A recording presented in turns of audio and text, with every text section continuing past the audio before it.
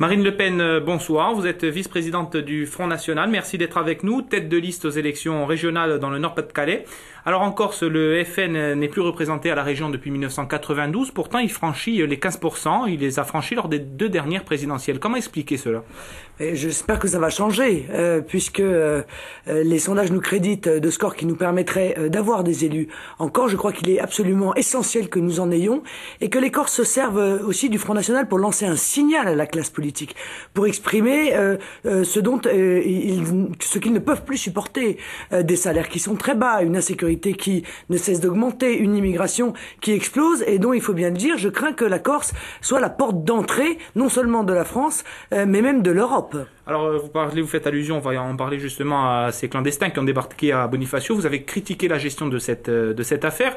Est-ce que vous pensez qu'il y a un risque de revoir ce scénario? Bien sûr, et je crois que je crains que si les Corses, encore une fois, ne lancent pas un signal électoral très fort, eh bien cette situation ne se multiplie. Pourquoi? Tout simplement parce que notre gouvernement lance un signal à l'immigration du monde entier en disant écoutez, venez clandestinement sur notre territoire, vous aurez 90% de chances de vous y maintenir, avec l'aide sociale, avec le logement social, avec les soins gratuits. Nous ne pouvons plus supporter de prendre en charge cette immigration qui, au passage, devient de plus en plus arrogante tout de même. En Corse, on n'entend pas aussi beaucoup votre parti entre les scrutins au niveau régional.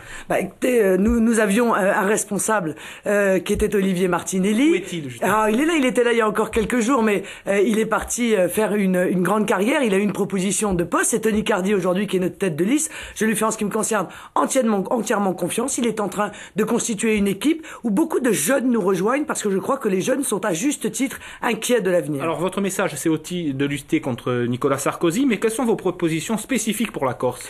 Écoutez, nos responsables corses ont toujours pris position, que ce soit sur la protection du littoral, que ce soit sur la disparition de l'agriculture progressive, ce qui est un énorme problème parce que quand je vois qu'aujourd'hui vous êtes obligé d'importer du porc et d'importer du lait, c'est quand même absolument incroyable. Et là, la région peut évidemment agir aussi au bénéfice des PME-PMI qui sont totalement exclus des marchés publics alors qu'elles devraient... Une des seules régions à droite. Pouvoir, oui, y avoir accès et puis également pour, encore une fois, aider socialement des habitants qui voient leur salaire absolument écrasé et leur pouvoir d'achat totalement en ruine. Vous êtes en situation d'être présent au second tour?